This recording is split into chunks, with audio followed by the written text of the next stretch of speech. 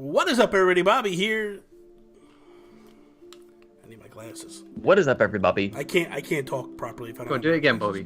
What is up, everybody? Bobby here, the Nintendo Guru. Just wanted to take real quickly while I have your attention, because I only have your attention at the very beginning of the show. I know that I've lost you probably already. But anyway, we would like to thank the fine people over at Patreon that are our patrons, like Platinum Executive Producer Corey Hicks, Gold Executive Producer Sheldon Benedict, Executive Producer Nick Milicia, James Johnson, Jesse Armstrong, Glauco Schaffer, David Ray, Michael Drummie, Brendan Myers, Aaron Doherty, and our newest patron, which we want to give a special shout out to, that also came in at the executive producer level, Martini Jean. Thank you so very much for the support. We couldn't do any of this without any of all you guys. So let's jump into the show. The gentlemen, you're all gentlemen. Thank you, gentlemen. It's too late, it's getting cut.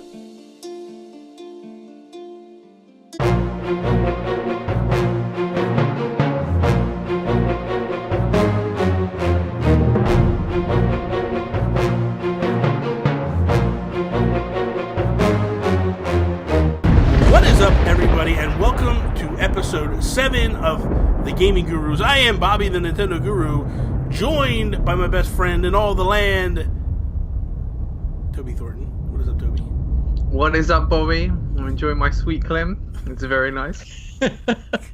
Lord.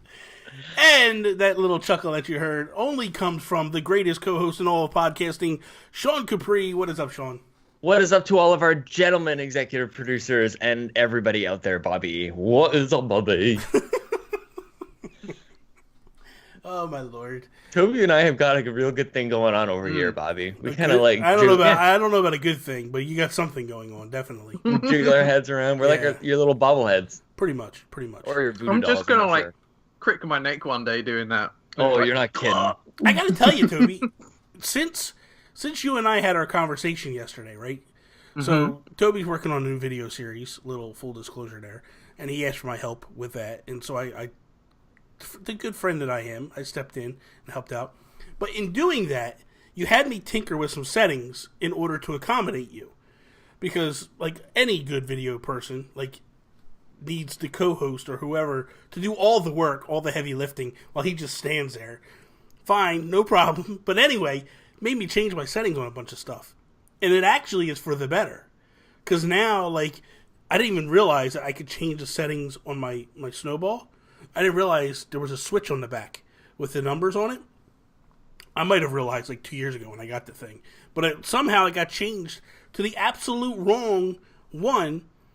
And now I put it on the podcast setting. So it actually, as I'm looking at so for people that for like the last year and a half are like, man, Bobby seems really low compared to everybody else. That was why. You do sound way better. That's hilarious. Yeah, so that's what it is. I fixed the setting that's for podcasting, and it works. So what number are you on? Number 1. Number one is for podcasting. Yeah. But even when you're probably like recording out of the back of the thing. That's why you sounded like you were off in the distance and echoey and stuff. Yes. Is that crazy or what? I just thought that was the difference of the snowball versus like everything else. Yeah, man, no. And even when I look at my levels, like before my levels, I was only going like halfway. And you guys were like full blast. Well, I'm right on top of this thing. Maybe I shouldn't be, but I am. And now just talking normally. I'm not even talking elevated. I'm full bars right with you guys. So I'm like, this is good. Now I have to make no adjustments. I'm good to go.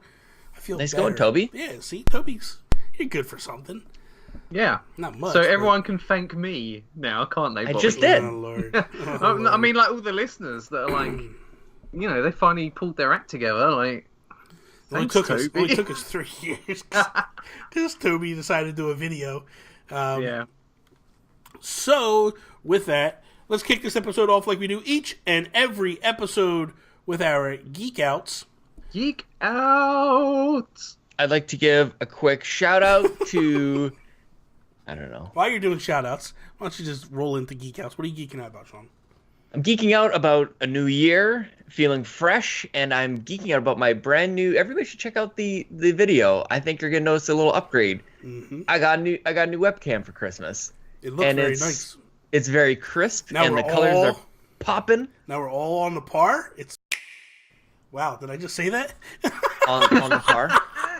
It is all on the par. We're all looking really good now. So it's nice, man. It's nice. Yeah, I'm excited. I'm keeping my old one so that when I do We the Gamer cast, I'll record in HD, but I'll Skype using the old 720p. It's amazing what a difference. It is. 720p to 1080p, crazy, and I think just it's got to be more than just the resolution though, because you guys both mentioned like lighting and colors popping too. Yeah. So I'm really enjoying it. It's just this is the good thing about 4K being new is like for the rest of us who aren't able to do 4K, everything else is like dirt cheap now. Yeah, man. And it's really good stuff still. So I'm geeking out about that. I'm just gonna like stare at myself in crystal clear 1080p now, Bobby. The funny thing is, look how much more facial hair I got. I know. The funny thing is now maybe because of Toby's help and we actually might be posting videos of the YouTube of the podcast to YouTube in 1080, which would be pretty awesome to think that like we've spent this money on the equipment. It'd be nice if it actually worked and it looked good. So step one, spend money, and it's working. So Toby, what are you geeking out about? Well, you've already alluded to it, but I'm working on a new show. Mm-hmm. It's called The Married Man Gaming Show, and it's going to be on my own YouTube channel, but obviously linked to our Patreon, because it's those guys that are really making that possible. But it's kind of like an all-round show about me and my thoughts on gaming, and it's got a few funny segments in there as well, a little bit of gameplay here and there. So I think it's going to be a little bit different, and hopefully people will like it. I'm excited for it, because if it's what I'm thinking in my mind's eye, because I got a little sneak peek, this is going to be pretty ingenious. So your eyes eye? My mind's eye. In my mind's eye. But you saw it, so well, it's your eyes I got a little sneak peek, but what I saw opened up my mind's eye to more. I see. Yes. Yeah, and you know what, Bobby? There's something else going on in the video that I think is going to surprise you. So look forward to that. That's interesting. Myself, I am geeking out about a little Christmas present that I got, my Xbox One S. So I finally switched over and have like an additional... I have all 3 consoles now. So now I can actually make educated comments. When I say something is hot trash, typically will be true now. The only requirement is that you have the piece of plastic and hardware just sitting on your shelf. That's it. Yeah. Now you can it's say over whatever the there. hell I can turn the camera over and show everybody. But that's fine. I was just touching mine. I like to touch mine a little bit. I know. My Xbox. It's really... I gotta say this. First off, the controller feels really nice. I still feel like the Switch Pro controller is the best, but this thing is pretty damn close to being perfection. Especially how you can plug your headphones into it, right? Well, that don't matter to me. I can care less about that. I'm not really... Okay, full disclosure. So, I'm sitting there playing Destiny 2, and I'm just going through the mission, and then Miguel shows up, right? So then Miguel calls me. But the headset's like across the room. I got to get up, unplug it, and then plug it all in, all that. And I got Miguel, like I can hear him through my TV. Bobby, are you there? Bobby, pick up. Bobby, are you there? Can you hear me, Bobby? Bobby, are you Bobby? If you hear me, Bobby, go get your headset. And I'm like, I'm screaming at the TV. Shut up! I'm going to get it now. So I go over and I grab it. But no, it does make it nice. It makes it convenient. I mean, Sony has an answer too, which is really nice. Nintendo's the only one that doesn't seem to have the answer down. Bobby, right? I don't know. Sean can tell me if I'm doing something wrong here, but whenever I do voice chat on the Xbox One, no matter what settings I choose, I always get game audio coming out of the TV. I do too. So you have to mute the TV. Yes, I do too. Makes no sense. Well, I can also get audio through the headset. I forget about it all the time, and I get in a lot of trouble. Yeah. But you hear the TV as well, and it's echoey, and it's... It makes no sense, because you've got it in your headset. You don't need it on the TV anymore. I'll be honest with you. Voice chat, PlayStation has it up on both of them, in my mind. I feel like Xbox is better than Nintendo, but that's not saying anything. Like, a phone call is all basically Nintendo is. But as far as like, I really like the controller. I'm still learning.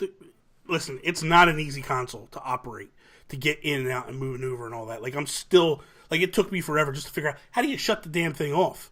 Like, what do I got to do here to shut it off? Like, it's just like. So there's some things. The store, I'm gonna be honest with you. The store is a mess. The store is hard to find stuff. Yeah. I literally, Miguel bought me the DLC packages for Destiny 2, and I could not find the thing at all in the store. Like, it's like, I actually typed in Destiny 2, and it didn't bring up, like, the DLC. It just brought up the game, and that was it. And it was like, then I'm scrolling through to find. So it's not cohesive. I feel like Nintendo right now, and that's a bad store. Don't get me wrong. Like, it's got issues. I did a video on it last week with the issues it has. I feel like they probably have the best because it's very minimalist, but they need to pick that up a little bit and do something to make it a little bit more fluid to help the developers and to help everybody find stuff within. But PlayStation just feels like a mess when like there's just too much stuff coming at you. As far as the system itself, man, it is.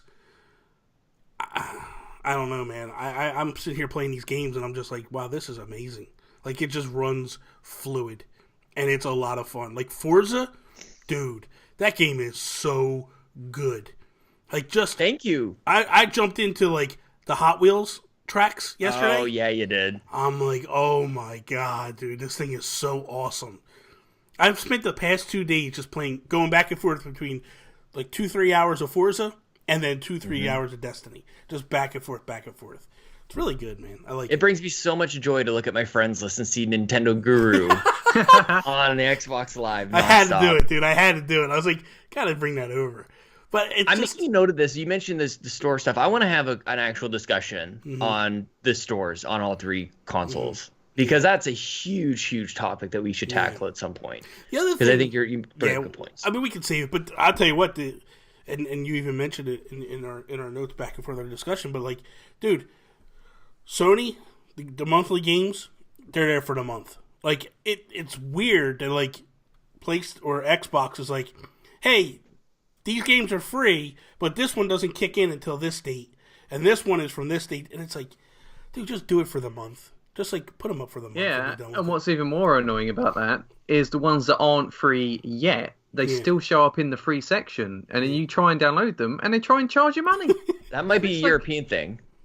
They don't show up here. No, they do mine. You go to the games with gold section, and they're there, and you click on them, and it's like, that'll be $9.99, thank you. And I'm like, no, it's free. And then I look it up, and it's like, no, you have to wait.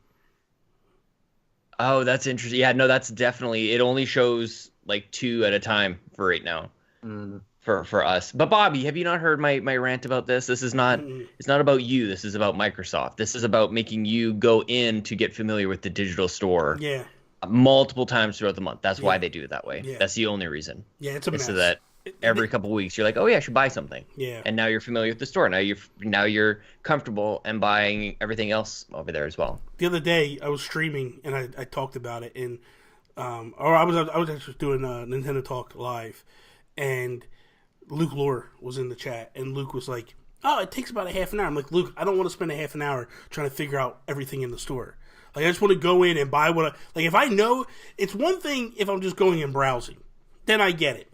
But when I know what I want, it should be fluid, and it should be easy to do. And when that's not easy, that's a problem, I feel. So we'll see. But that's little, here's the thing. That's little wrinkles within. That's little things that are just, issues that really aren't issues. What the actual thing is for that I bought it for, because I'm one of those people that buy a console for gaming, not for the other stuff, and I love it. The sales are insane. Insane, dude. I bought Arkham Knight and the Arkham collection, the two of them, for $10 a piece. Yeah. And I was like, this is awesome. Like, I was going to go to the store. I told you that day. I was like, Best Buy's got them for $15, man. I'm going to buy them. He's like, dude, they're on the store for $10. And I was like, there we go. So I went to the store. And you saved the gas. Yeah. I bought the, You can play it for half an hour longer. It's awesome. It's really, really, it's really. Oh, I'm nice. so glad you like it. I was so worried.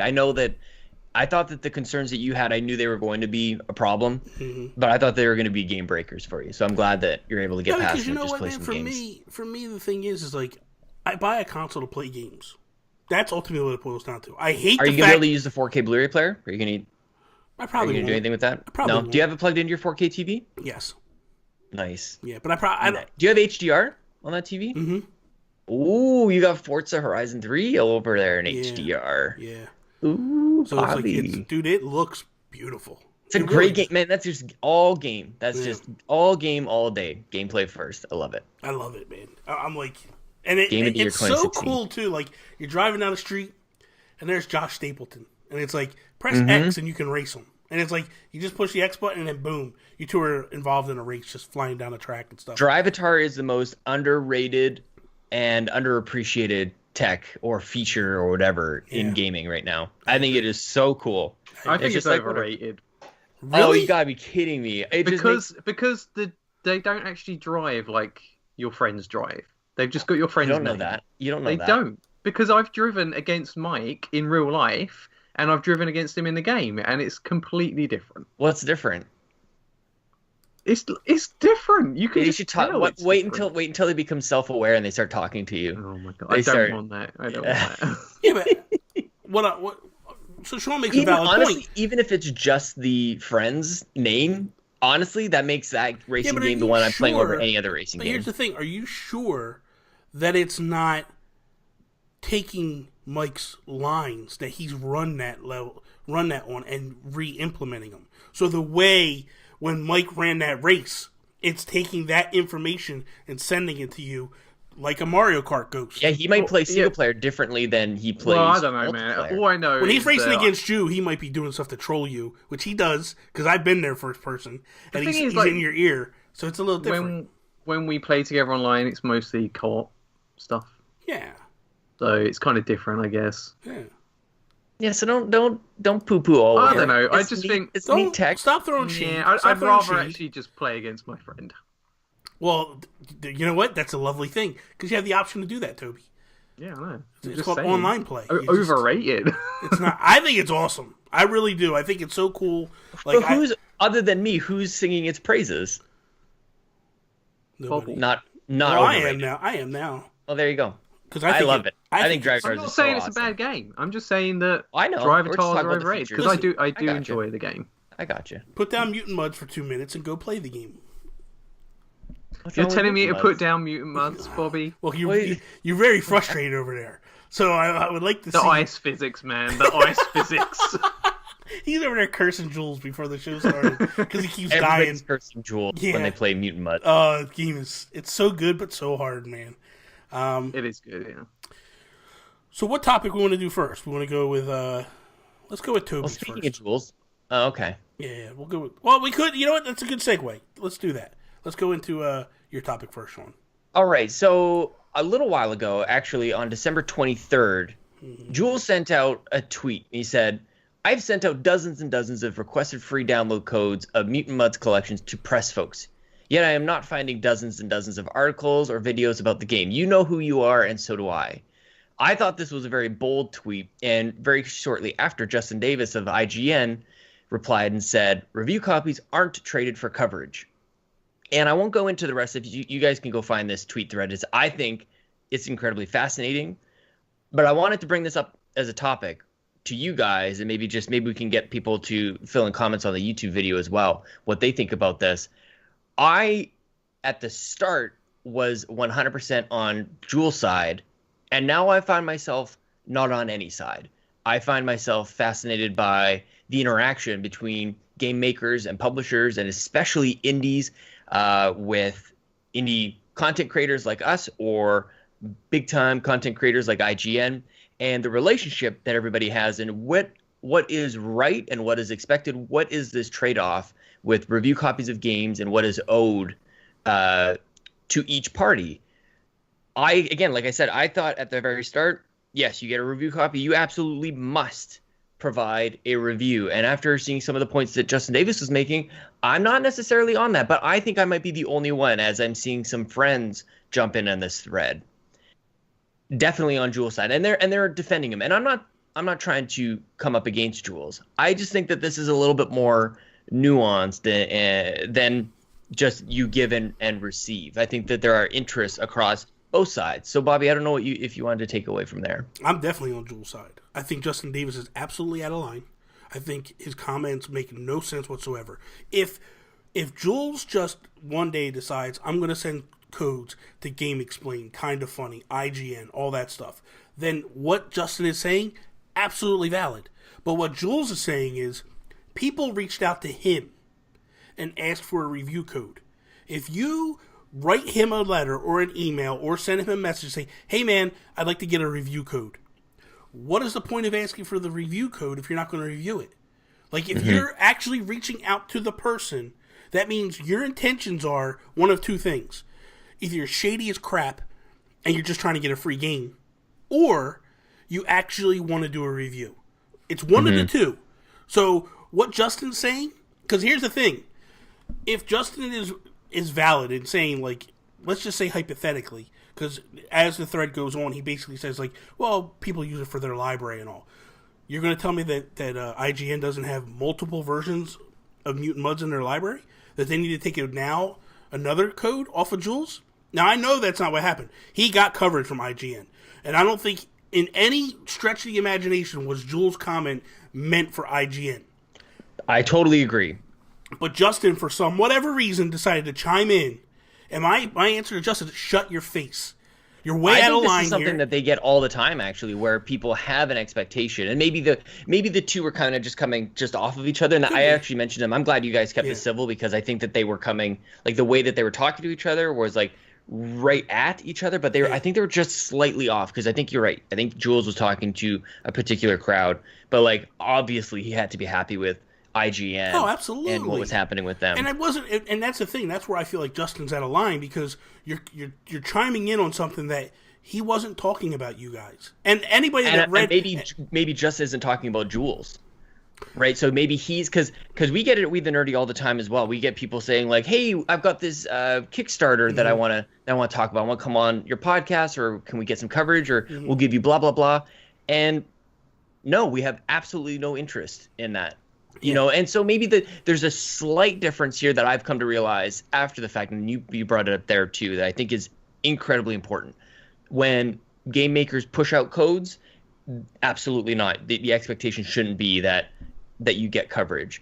But if somebody says, hey man, maybe I'd like a code, you probably should do something. Now, I'm still not like as hard on that line as I was at the start, because that review code can still influence a variety of different content, whether or not it's dedicated to that game. But I'm not sure. I still don't know in my mind, like, if it necessitates a dedicated piece. Like, what if I asked Jules or anybody or Chris Johnston, which I did not ask for the code for Battle Chef Brigade. No. But he gave it to us, and we've talked about it. Is that enough? Maybe like, not. Again, I don't know. Again, I feel like it's two different animals. Two different animals altogether.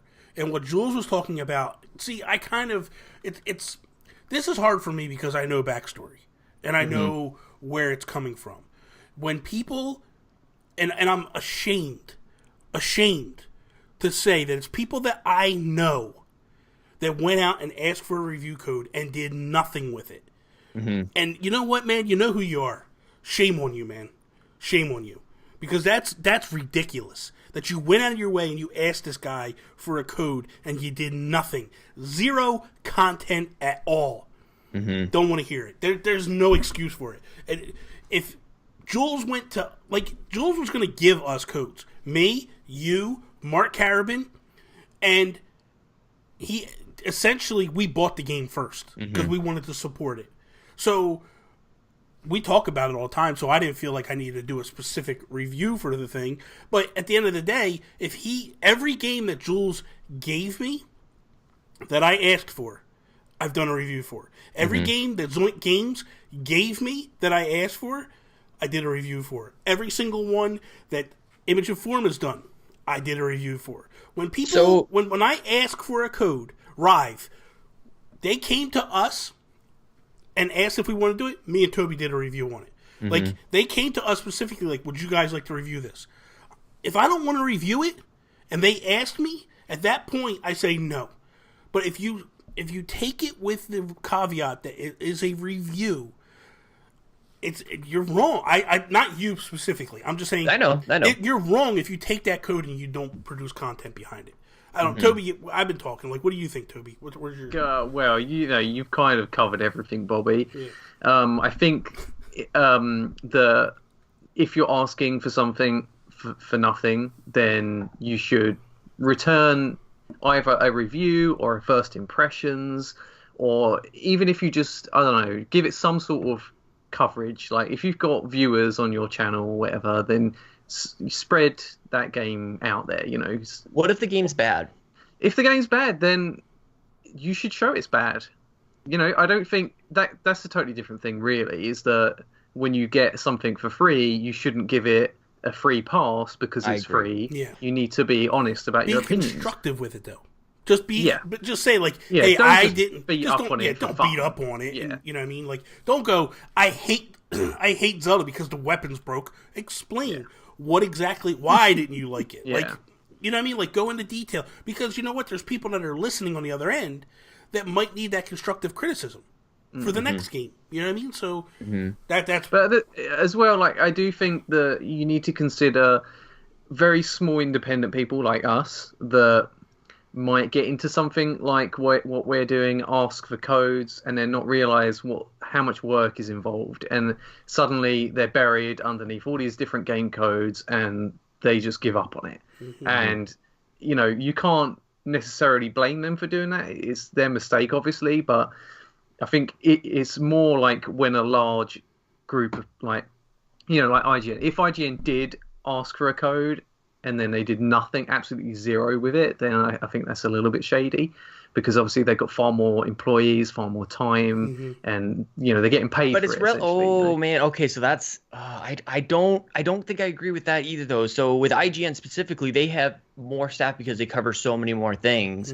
So the game doesn't necessarily, and I'm gonna just remove MUDs from this because I don't want to necessarily like pigeonhole into that. Yeah. Imagine if, like, there's just too many games to cover, and there's too many things, and there's different ways of covering it as well. So I think that there's, like, the dedicated written review is just one thing, and it's very old school, really. It's like we grew up reading magazines, and it had like a couple pages of a review, and I remember thinking in some cases you get maybe 2 paragraphs for some games. I'm like, well, that was nothing, but that was still the coverage that game got. There was an exchange of, and that still happens to this day, but in different forms. I think there are times when a request is made, the game is played, and not necessarily a written review or even a dedicated review video of it, but the game pops up and, hey man, what have you been playing? Oh, I got this really great code, blah, blah, blah, blah, blah. And you spend 5 or whatever, a couple minutes talking about that game. That's more because of your audience. Sean, you're still covering it, though. That's talking coverage about it on a podcast. And I'm fine with that. Those are tougher to find. So yes, but I guess it's different types of coverage then too. So there's the spectrum of you're doing absolutely nothing with it, and that's the issue. Dedicated, and I think that what's okay varies along that spectrum as well. I think that in some cases, what I should say is that it shouldn't be the norm for people to request codes, get the code, play the game, and do nothing with it. Not the norm, but there may be some instances where it's understandable. Maybe there's other games that came up at the same time that were also requested at the same time that fit the audience better, or that person had a chance to play. There's just a lot here.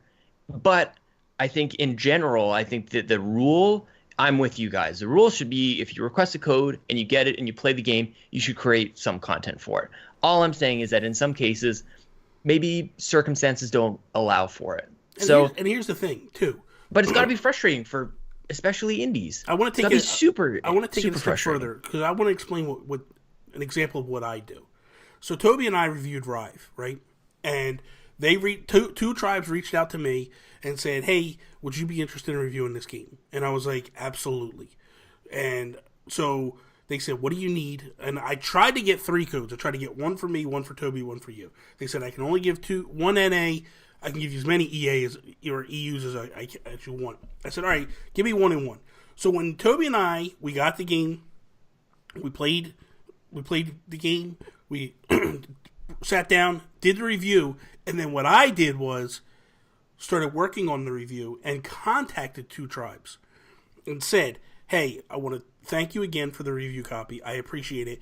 The review will be up on Thursday on my YouTube channel. Here's the link. And actually, when the link of the actual video goes up, I will give it to you as well. And then guess what? Thursday happened. I sent them a link so they could see what we did with it.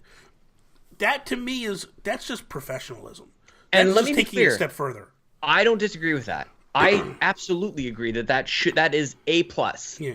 I'm not trying to like say that my standards are lower, yeah, because I totally agree with that. Yeah. All I'm saying is that sometimes it doesn't work out quite like that. And I'm speaking, and if I can correct or just give it, I'm speaking to the people that Jules said, I know who you are. I'm doing the same thing. Like, you know who you are. Well, and Muds is an interesting case. To your point, haven't you played before? Like, do you need to take this code away from this person who clearly has limited copies or whatever, limited codes? So yeah, like I get it. Yeah. I'm not coming on the side of like this shouldn't be a concern at all. Yeah. I just thought it would be an interesting kind of discussion. It just point. No, it is. It absolutely is. Especially for a lot of people who listen who are creating content and maybe are the ones who you mentioned. Yeah. Who requested code and didn't do anything, but maybe they did something with it that wasn't really as trackable. And that's the thing too. Like that's why I say go the extra step and go like, okay, so we know. Oh, I see what you're saying. Yep. Like we know the Nintendo dads. I'm gonna gonna basically pull the Nintendo dads because I know from talking to Justin and Zach and them, they're getting inundated with review copies and stuff. Now, some stuff they're requesting, Mario Odyssey, Xenoblade Chronicles, and those ones they're working on it doing. But as much as they try to do video content on their reviews, a lot of it's just talking the podcast.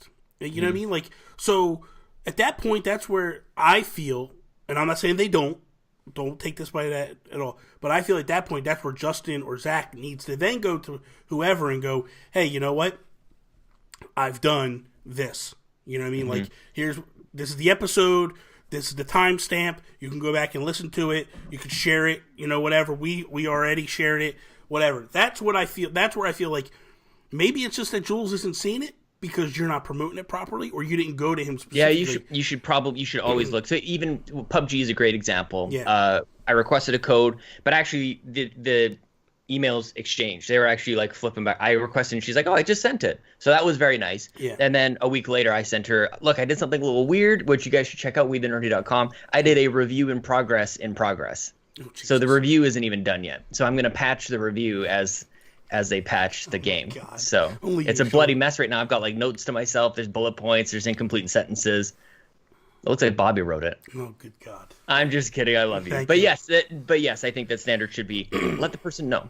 I'm done with my topic, Bobby. Toby, do you have anything else to add to that, Toby? Or No, I think everything's been covered, really. Toby's like, whatever, just move on. That's a new dad right there. Yeah, he's like, That's the he's like, good fiery God. attitude of a new dad. Okay, pick your battles. Yep. Do you want to do your topic or mine, Toby? I don't know. We didn't agree what my topic was in the end. I gave 2 topics. You're the one that's giving the topic. It's your decision. Well, it's not my decision. I don't know. All right, let's go for the more difficult one. Thank you.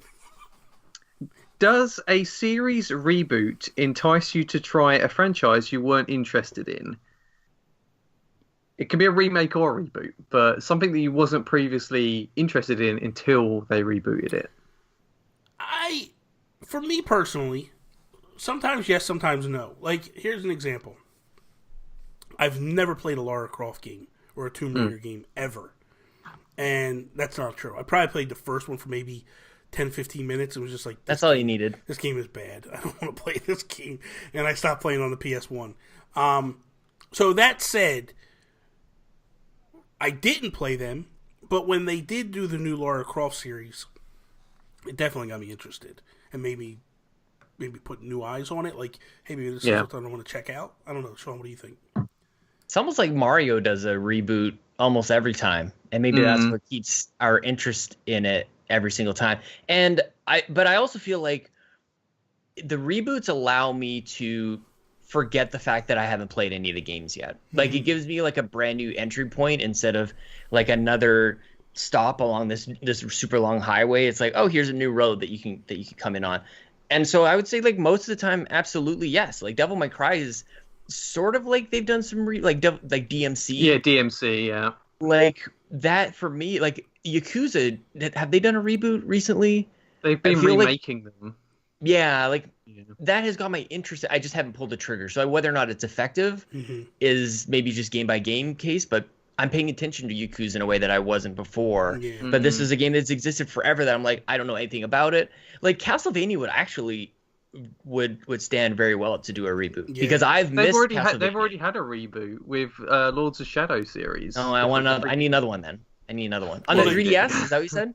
No, well, it was on 3DS, but then they've got the PS4 ones and that. So yeah, I think like a better example might be like Final Fantasy 15, because it had been so long and they kind of changed the series and rebooted it. I think though they sometimes run into a problem where when they do something like this, you lose the old fans in the process. Like they totally lost me in the Final Fantasy series. Like that game just was like this. It didn't feel like Final Fantasy to me. So what they gain, so in that there's a trade-off. You hope that you don't piss off everybody to make them leave the franchise, but you hope that the ones you lose, you pick up more in the process. Mm-hmm. Yeah, I mean, reboots are tricky because, like you say, you've got to keep old fans and new fans happy. I think Tomb Raider kind of does that quite well. Yeah. Especially the second one, like more so than the first one, because the second one it had many more tombs and actually like tomb raiding, like there was in the original games. But you know what? One game I'm really looking forward to that I had no interest in before was God of War.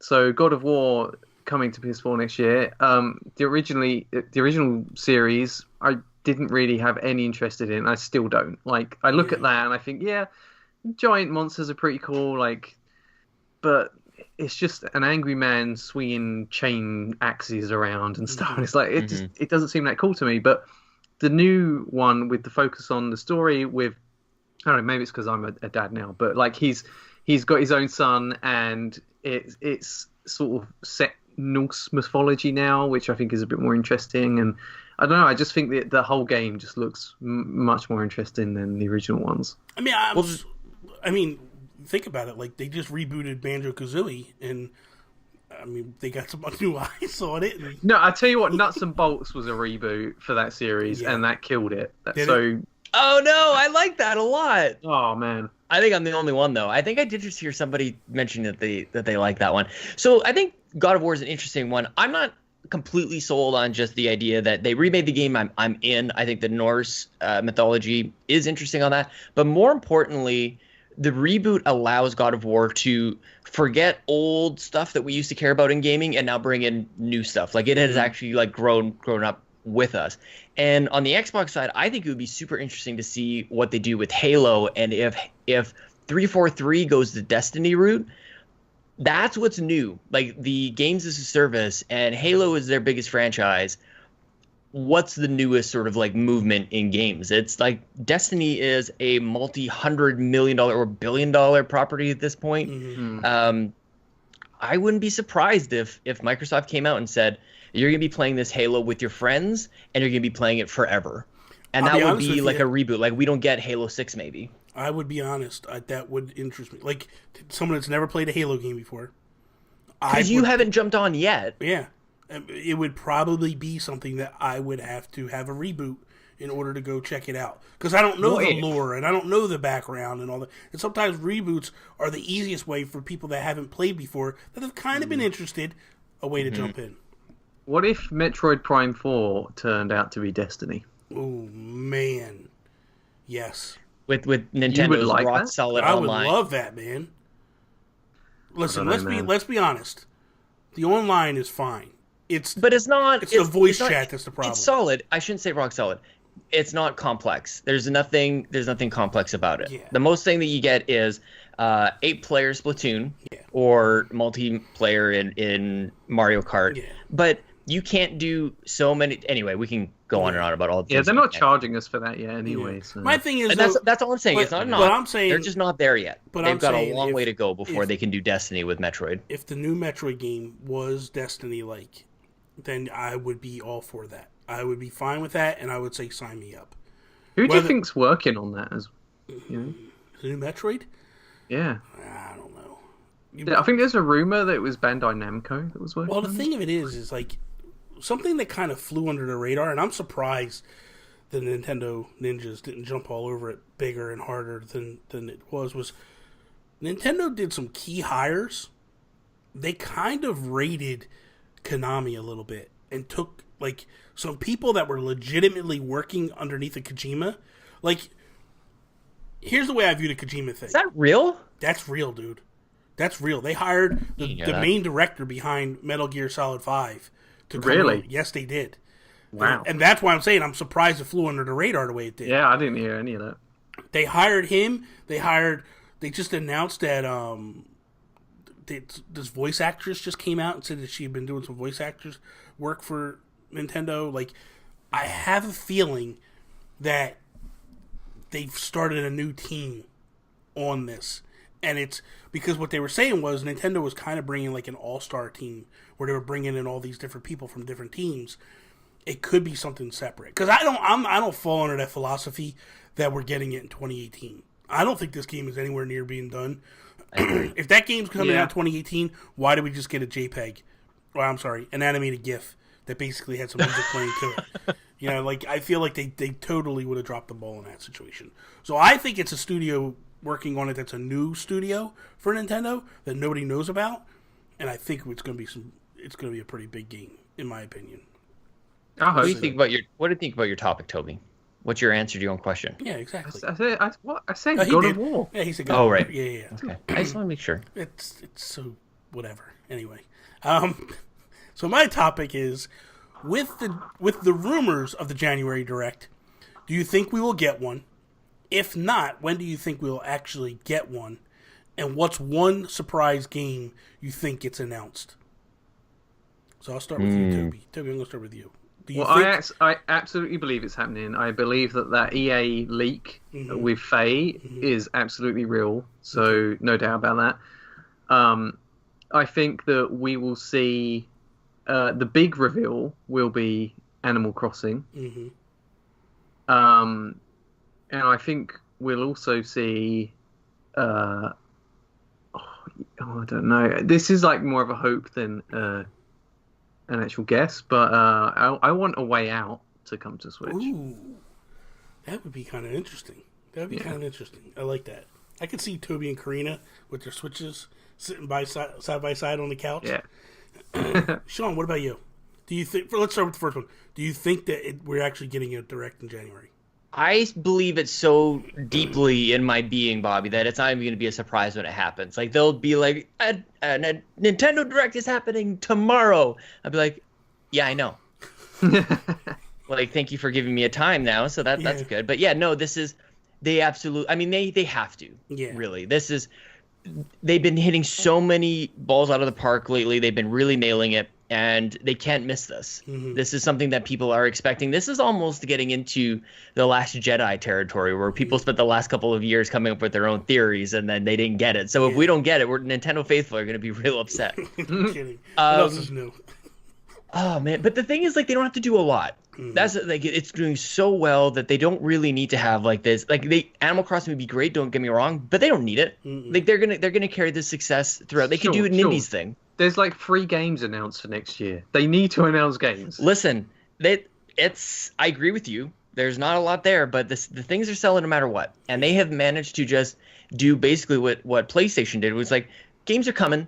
Don't worry about it. There's lots of great games right now. And there's games coming out every single day, so don't worry about what's coming in 6 months. That matters a little. I think it's still a concern, and you don't want, like, that's a well that can dry up pretty quickly.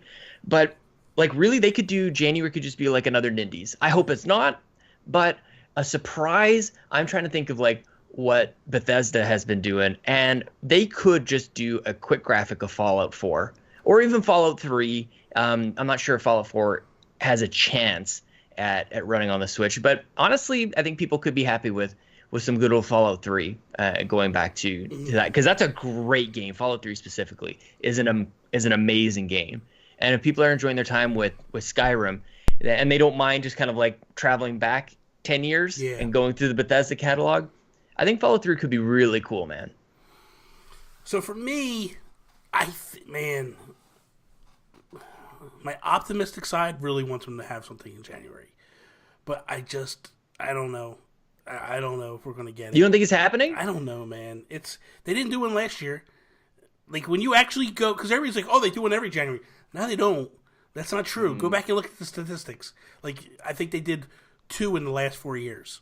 So, it's not guaranteed. I think that if we don't get it in January, we get it like the first week of February. That's my take. But will you be satisfied with that? I would be fine. I would be fine if it's the first week of February. I could care. They have to do it the first 2 months. They have to do it the first 2 months. Because like you said, they've announced a few games, but they need to like put dates on those games or be like, hey guys, this is what's coming. I think too, we get a twofold. We get hit with the indies like one moment, and then 3 or 4 days later, we get hit with the direct from Nintendo. I think that's what we're looking at. The game that I think that's surprised is falling under the radar that nobody's really talked about much lately. It's one of 2 games. I think we get the original Red Dead or GTA 5. Ooh, yes, I actually agree with that. Yeah, I really think Rockstar is going to put one of those 2 games on there, and I think that's what's going to happen. I think it's GTA 5, man. Yeah, I think GTA. Oh, I do too, but the only thing I was thinking was the way these third parties do things so stupid is it wouldn't surprise me that they put out Red Dead to kind of coincide with Red Dead 2 on the other consoles. Because it seems like a thing that they did with the Wii U, like that type of mentality. Toby, can Nintendo handle GTA Online? Oh man, you know what? No, they can't. Yeah, and they can't fit the game on a cartridge, so it's probably not coming. That's not necessarily true. Listen, boy, right? It's over 60 gigabytes on PS4. So what are they going to do? Give you half the game? It could be what is it on PS3? I don't know, man. It must be like 50, at least 50. No. Yeah, was it 2 Blu-rays? No, it was 1. What's the limit on a Blu-ray then? 25, I think. Really? But even I'm 360 sure didn't use Blu-ray. I'm sure. Oh, but they had multiple discs. There's like a 12 gig patch or something. I don't know, man. But that's the thing. Like, I really think that they could go and say, like, here is the cartridge, right? And then you're going to have to download the balance to the thing. NBA 2K just did it. You bought the cartridge, you put it in, and you had to download a bunch more of the game. So the third parties don't care. They're going to do it. I think that they will actually give like 16 gig, and then the rest you'll download. I'm telling you, I really believe it. You know what? If they do manage online, I think there will be like 3 cars on screen at a time, like in the online. I don't think that. Let's be honest here. I don't think. Now, don't get me wrong. I know that you love GTA Online, but I don't feel like when they're bringing this game to the Switch, I don't think that Rockstar feels like they need to bring their online game with it. I know that it's kind of leaving money on the table. Now. Well, yeah, I totally disagree with that statement. For you, yes, but I don't think that, like, for me, I buy it to buy the game. The only reason I played online was because of you guys. I think there's far more people that play online than single player. Yeah, but they're not Nintendo fans. They're the people that Nintendo wants, though. Yeah, but I don't know that they're ready to do that. I mean, I could be wrong. I don't know. I just think why bring it over? My curiosity would be like, how did Doom turn out? You know what I mean? Because that's basically like how many people downloaded the multiplayer on Doom, and how did that work for them? And those are statistics that we don't know. I know it's 2 different genres, totally. Thank you. What I'm saying is, though, is did the multiplayer work It's not even just genres. Yeah. GTA is a different monster altogether. I get that. Like, I it's get just that. totally different. Well, because it's open world. And I get that, but GTA, I don't know, like, there's other open worlds. Like, honestly, GTA is this mecca that almost can't be compared on any level to anything else. Like, they can just do whatever they want. And I'm not sure, like, I think that they would be in their best interest to include online. I don't know if it handles, but if it doesn't, I still think it sells incredibly well because it's GTA and it just sells no matter what. And that's what I'm getting at. I'm thinking that, like, if they bring GTA without the online, I feel like that's enough in this case. Like, Nintendo fans will go, like, here's the what I look at it. Like, my gauge for that is Jacob Rush. That's the way I always look. Jacob Rush only owns Nintendo consoles. That's it. So if you tell Jacob Rush, we can give you this game that you've never played before, but the only caveat is you're not going to play online. I think as Nintendo fans, they don't really care because they've never really played online as it is anyway. But the fact that they can get that GTA game, but why should Nintendo fans settle for less, Bobby? It's going to be full price, with or without GTA Online. Because we've been settling for less for a very long time. So all right, so we've been beaten down so much. Until they get the online proven that they can handle it in a functional way, it's just the way it's going to be, man. Yeah, and that's just how it is. You know what? I think they might bring a Captain Toad or a sequel to Captain Toad. Wouldn't that be great? No, that wouldn't be great. I'd love that. That is all. Thank you guys for listening to us on iTunes, Google Play, checking out the video over on the Geek Gurus channel. So if you want to watch the video portion, it is no longer on the Nintendo Gurus channel. It is over on the Geek Gurus channel. Links are down below. Just follow the tweet. When we tweet it out and retweet it, the exact link is there. And then make sure you sub so that way you have it all the time. Follow Toby at Toby's_take. Follow Sean Capri, Sean like Connor, Capri like the pants. I am at Nintendo Gurus. That is all. Peace out, Preston. Ciao. Bye. You know what? I haven't checked my Twitter poll. See what's the best TV show of all time. Breaking Bad.